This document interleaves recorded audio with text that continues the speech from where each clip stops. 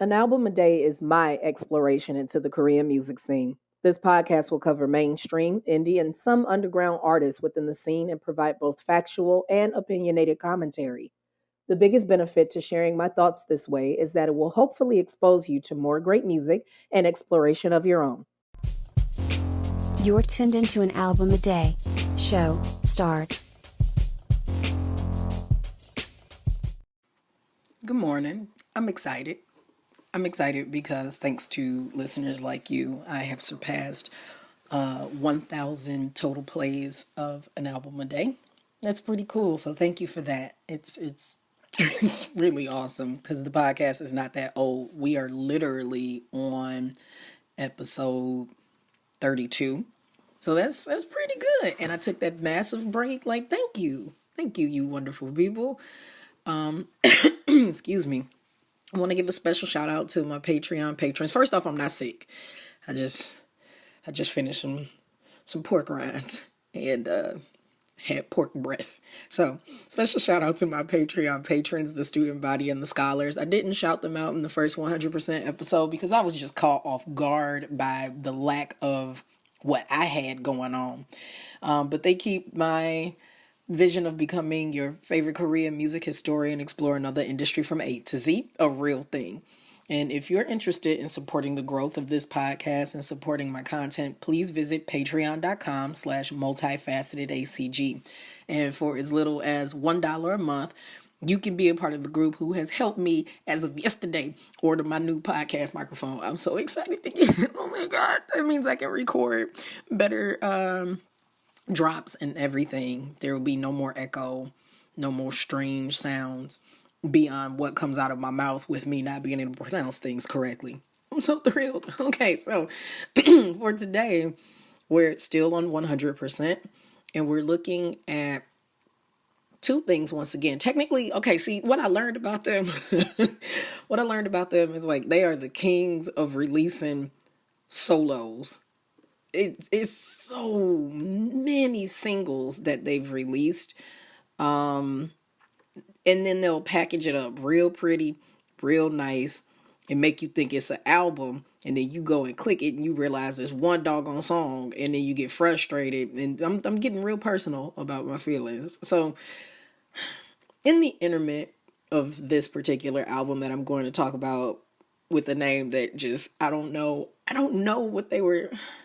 Why did they pick this name? In 2013, they had a subunit called 100% V, and they released this this pop ballad called "Missing You." And the lineup for 100% V were four members who in turn ended up being the current roster of the members. So that song, that 100% V project, I'm giving that a 4. I'm giving it a 4. It's a nice effort. And what I'm hearing, listening to these guys is, so far there's still not anything that makes them distinctly them. If anything, they just sound like they are following the Shinhwa formula as best as possible. But I do give 100% V Missing You a 4. This next album, why is it? Okay, the album's name is Bang the Bush. Why would you name, what does that mean?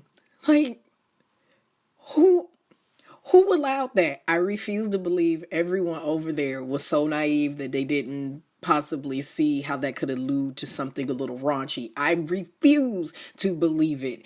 There's no way. Why would you name why would you do this? So on March 17th, 2014, Top Media allowed a CD in a digital format album called Bang the Bush to come out, and it ranked number 4 on the Korean charts. It sold over 11,000 copies. It's got 6 tracks on it. This is an extended play. This is an EP. Starts with the intro called Heart. The second song is Beat. Shout out to 2PM for the influence, and I genuinely mean it because the first track has a heartbeat going on. Third track is You and I, Noah Nah. Number 4 is Superman. Number 5 is Bad Girl. And number 6 is Phone. And that's it. It's only 6 tracks. And I don't know what to rank it. I don't know what I don't know. Like, is this group really gonna have me the entire time we're traveling through their discography together going, I don't know, because I don't know. Let me help you understand why I don't know. There's nothing distinct about their sound yet. They sound just like any other group. There's nothing, and it's a formula for them when I'm listening to them. I will admit the song You and I on Bang the Bush is a standout when I listen to the albums, because as you all know, or maybe you're new, maybe this is your first visit, hello, I listen to all the albums 2 times through, because the first time I'm just looking for how it makes me feel and what I hear in terms of vocal quality and arrangements. And then the second time through, I'm really listening to what they're saying in Korean and or having to look up the lyrics to get a better understanding, because even though I speak it, I am nobody's fluent. So we don't go around making redonkulous accusations. We want to be as correct as possible. I'm listening for instrumentation. I'm listening for any and everything nuanced so that I can give some sort of ranking. My ranking is not the end all be all, which is why every single episode starts with a disclaimer, except for special episodes. But even then, I want to be able to be justified in what I'm saying. And I don't feel that there's anything unique about this group just yet. And that's unfortunate. When you're listening to You and I, which is a slow jam on this heavily pop album, they are definitely a we do pop songs kind of group.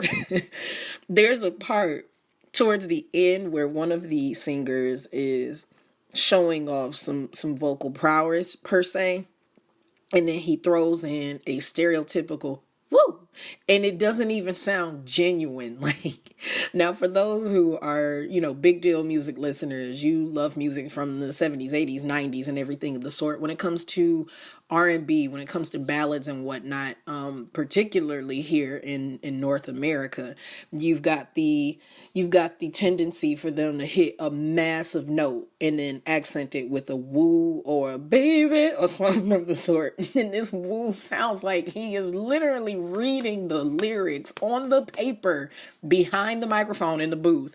And then it says cue woo, and he goes woo. It's just, there's nothing soulful, nothing organic, nothing genuine about that. It just seems like he was told, you need to add an accent to emphasize what you were doing because you just did a run of sorts. And I just, but the album's not bad, but it isn't good. It's like if I was shopping at Forever 21 or H&M or whomever, one of these we mass produce all of our stuff stores, their music would be playing in the background, and I really wouldn't be thrown about what it's trying to convey. Like, it wants to convey energy and youth and fun, while I'm looking for a pair of pants that doesn't share, all of my backside assets. It's actually covering my butt crack. Like, that'd be an amazing thing. That's the kind of music that I get from them, and it's killing me because we still have a lot of albums to go, and I just don't, okay, fine. Whatever, let's just give them a score because my life. Okay, pop fans, on a scale of 1 to 5, with 5 being essential listening and 1 not worth mentioning, the A3 day rating. The A3 day rating on this, I'm having a nervous breakdown. Y'all are hearing it. I just, 3.75. Oh my God, they're the first ones to get something so awkward. They can't get a full 4, and they're most certainly more than a 3.5. They're a 3.75. It's the first in the show's history. Don't touch me. I wish for so much more. If nothing else, they can't get a full 4 just because I hate that album title. Why would you name it that? It's just wrong. It's just wrong.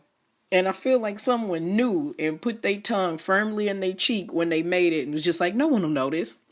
I did. I noticed. I'll catch you in the next episode with the next album from 100%. Bye, y'all.